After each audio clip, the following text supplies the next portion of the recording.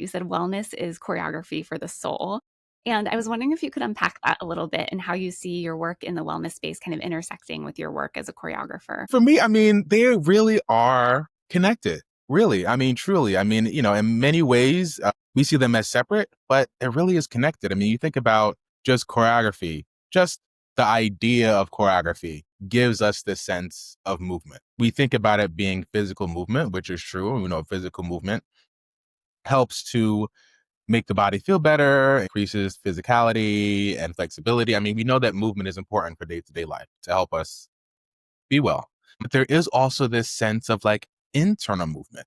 The folks that are here, even just listening to your podcast, they want to do dance or ballet as an adult, right? Dancer, adult mover. That's the external movement. But the reason why they're doing it is because there's an internal movement that makes them say, I want to do this, which then affects the external movement. So I realized that, again, they're very connected. And then thinking about wellness sort of being this choreography of the soul, realizing that not everything works for everyone. So I think even with that, realizing that as you're going through your journey as a person on this earth, it's about finding things that connect with you, things that make you feel whole, things about self-care and wellness.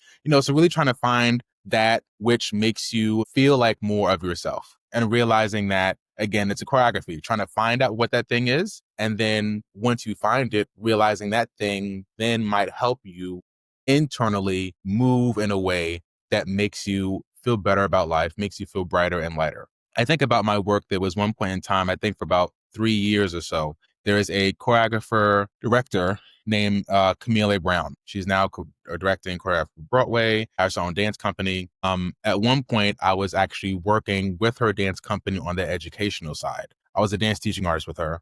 But then later on, she said to me that she wanted to create a program specifically geared towards Black men, and realizing that Black men are going through a rough time in regards to wellness, but also their connection to movement. And she said, I want to create something that really connects men to movement. I know you have this wellness stuff, maybe with wellness. I said, okay, that's great. So we called it Black Men Moving, realizing there's this sense of, again, external movement that I was able to foster and facilitate with them. I kind of put them into their bodies, but also realizing it was about internal movement. Like, how are you moving internally in your own world so that you can move out into the world externally in a better way? So realizing, again, for me, the wellness and movement and dance, they're deeply connected, but I think we separate them a lot because I don't think we're taught that they're connected, but they truly are connected.